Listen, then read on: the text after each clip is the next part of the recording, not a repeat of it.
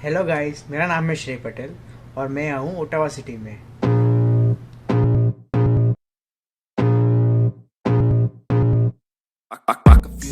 Hello guys, तो हम लोग आ चुके हैं कनाडा में और यहाँ मैं अभी रह रहा हूँ, वो है ओटावा सिटी। हम लोग बात करने वाला है मेरी ट्रिप के बारे में, जो कैसी रही। मेरी फ़्लाइट थी अहमदाबाद टू दुबई। दुबई था मेरा होल्ड अराउंड 21 आवर्स का। उसके बाद मैं लैंड हुआ टोरंटो एयरपोर्ट पे। तो अहमदाबाद एयरपोर्ट पे मेरी बैग चेक इन हुई, वेट चेक हुआ और वहाँ पे इमिग्रेशन हुआ। उधर ही मुझे पूछा गया था कि आप क्यों जा रहे हो और कहाँ जा रहे हो, दैट्स इट। और उसके बाद मैंने फ़्लाइट बोर्ड की। मैं दुबई लैंड हुआ, उधर मैंने कुछ जगह घूमी है, 5 जगह घूमा था मैं। और उसके बाद मैंने टोरंटो लैंड हो गया। आफ्टर 14 आवर्स की फ़्लाइट थी। बट शुरुआत से बात करें तो मैं अहमदाबाद एयरपोर्ट पे गया तो मेरे पास 3 बैग थे और मेरी फ़्लाइट थी एमिरेट्स। अहमदाबाद से दुबई भी और दुबई से टोरंटो भी एमिरेट्स ही थी। और सीट की तो बात करें तो बहुत कंफर्टेबल थी, मतलब मेरी पहली फ़्लाइट थी।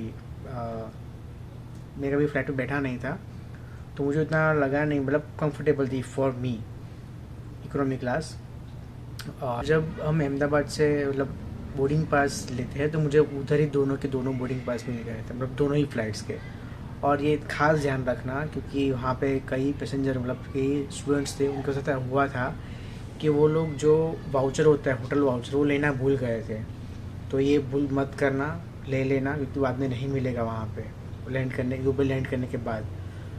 और आफ्टर मैं दुबई में लैंड हुआ, मुझे वहाँ पे तकरीबन 3 घंटे वीज़ा के लिए लग गए थे। मुझे वीज़ा लेना था क्योंकि मुझे एयरपोर्ट के बाहर मेरी होटल थी, तो मुझे वहाँ तक जाने के लिए वीज़ा लेना पड़ रहा था।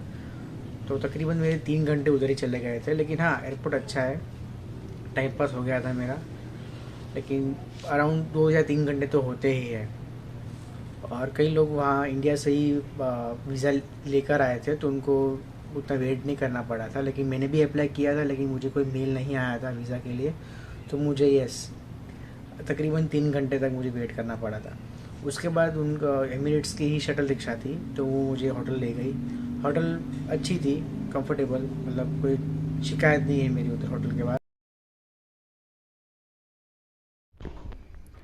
આ રૂમ મને મળ્યો છે, એકદમ કોરિડોરના લાસ્ટમાં છે અને આવડો મોટો કોરિડોર છે.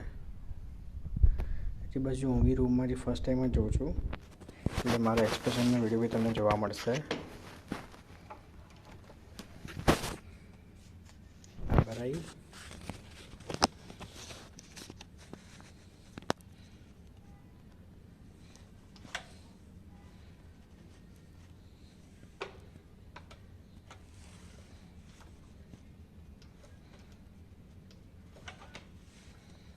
ખુલી ગયું.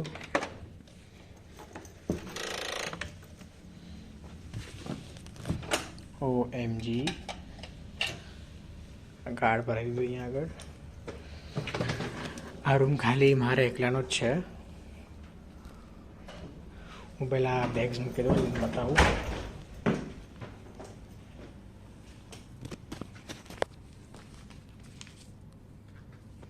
આ પાસપોર્ટ ને વાઈફાઈ ને પાસવર્ડ ને બધું છે. ઓકે, તો આ રૂમ અહીંથી સ્ટાર્ટ થાય છે. પછી અહીંયા કી ભરાઈ. હવે આ બાથરૂમ છે. અહીંયા જક્કુઝી તો નથી આપ્યું બટ શાવર છે, ટોવેલ છે અને આ બાજુ એ ટોયલેટ છે. આ મિરર આ છે. પછી આઈ ગેસ આ સામાન મૂકવા માટે લોક છે, ખુલતું નથી. આ બેડરૂમ છે. અમારી બેગ, આ વોર્ડરોબ આપ્યું છે. આ ટીવી, આ ડેસ્ક છે, હેર ડ્રાયર બી આપ્યું છે.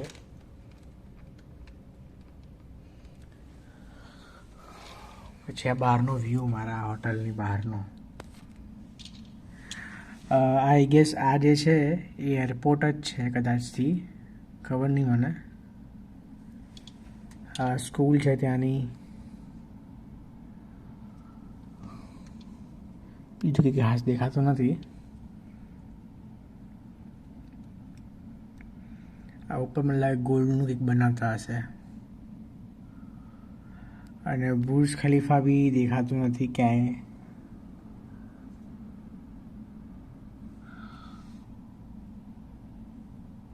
रास्ता बो क्लीन चाहिए ना.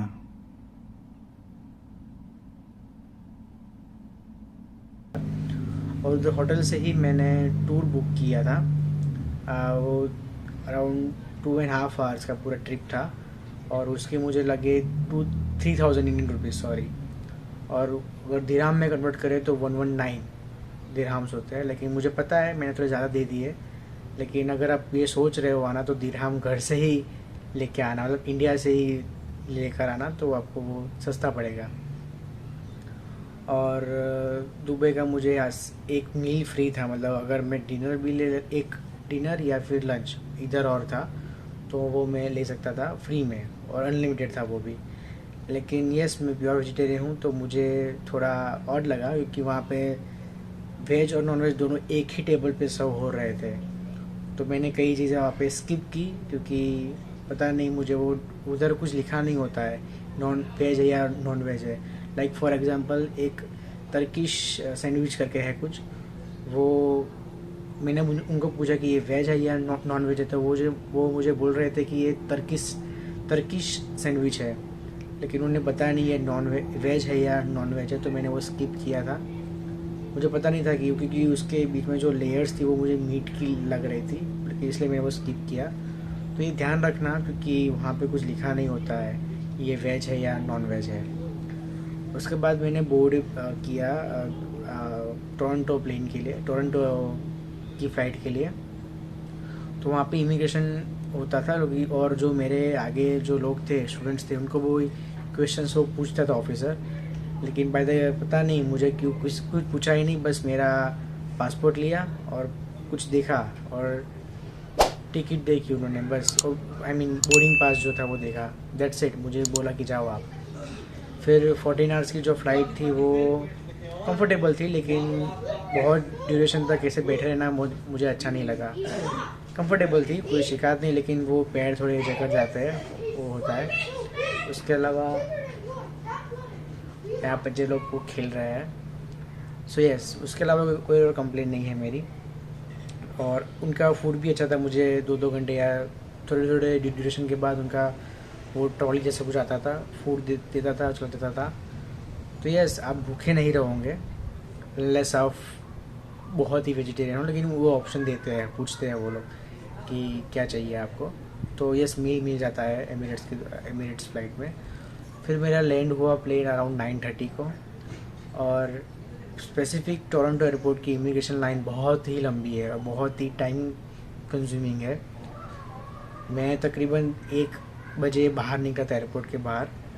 तो 9:30 to 1 मेरा पूरा इमिग्रेशन प्रोसेस में ही चला गया.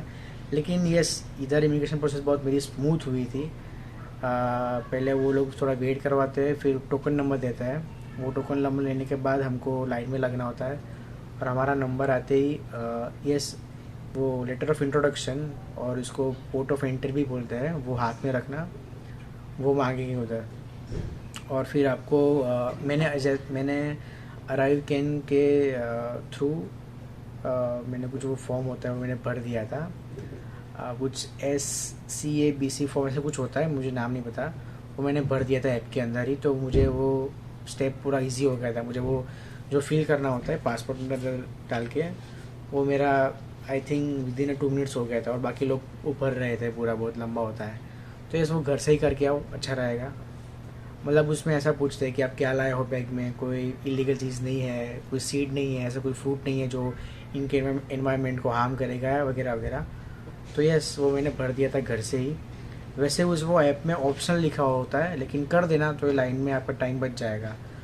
फिर मुझे स्टडी परमिट दी गई थी आफ्टर 5 मिनट्स और मैं लेके चला गया ऑफिसर के पास. तो जो मेरे 2 पर्सन आगे, मतलब 2 लोग जो मेरे आगे थे, उनको पता नहीं क्या क्या पूछ रहे थे वो लोग. वो बुक जो फाइल होती है वो निकाल रहे थे, कुछ दे रहे थे, आंसर दे रहे थे. तो मैंने भी अपनी जो फाइल थी वो जो डॉक्यूमेंट्स को मैंने हाथ में रख ली पूरी. मुझे लगा था कि वो मुझे पूछेंगे लेकिन मुझे कुछ भी नहीं पूछा गया. Not even my name. बस मेरा पासपोर्ट मांगा, मेरा स्टडी परमिट लिया कुछ लिखा पासपोर्ट पे और बोला हैव अ नाइस डे, और मेरा बस दैट्स इट, वो मेरा इमिग्रेशन प्रोसेस पूरा हो गया था। और वो जो 2 लोग थे वो पता नहीं, मैंने बैग भी कलेक्ट कर ली, ट्रॉली भी लेके आया तब तक तब शायद वो लोग आए थे। सो यस, मेरा बहुत स्मूथ हो गया प्रोसेस, तीनों ही इमिग्रेशन मेरे स्मूथ हुए। सिर्फ इंडिया में मुझे क्वेश्चन पूछा था कि कहाँ जा रहे हो वो सब, बाकी ना दुबई में पूछा मुझे कुछ, ना ही कनाडा में मुझे पूछा गया कुछ। तो बहुत स्मूथ थी प्रोसेस। सो उसके बाद मैं टोरंटो से डायरेक्ट यहाँ ओटावा में आ गया था बाय रोड, और मेरी सिस्टर मुझे लेने आई थी। सो थैंक यू सो मच जिल, मुझे पिकअप और ड्रॉप करने के लिए। और उसकी वजह से मेरा बहुत सारा टाइम बच गया, क्योंकि यहाँ पे मैंने कई सारे स्टूडेंट्स देखे कि वो लोग वो सर्विस होती है उसकी वेट कर रहे थे। यहाँ पे राइड शेयर होती है, तो वो बंदा आता है या फिर लेट इतना हो जाता है तो वो वेट नहीं करता, वो चला जाता है कोई और पैसेंजर को लेकर। सो ऐसा हो रहा है, लेकिन ऐसा हुआ है कई लोगों के साथ, तो मेरे साथ ऐसा नहीं हुआ है। So thank you to my sister. और कोई अगर क्वेश्चन हो आपको तो मुझे प्लीज़ कमेंट सेक्शन में ड्रॉप करना, मैं आंसर करूँगा। कुछ मेरे से बाकी रह गया हो बोलना तो प्लीज़ कमेंट सेक्शन में डालना, मैं आंसर करूँगा श्योर। और प्लीज़ लाइक करना, शेयर करना और सब्सक्राइब करना मेरे चैनल को। मिलते हैं अगली वीडियो में।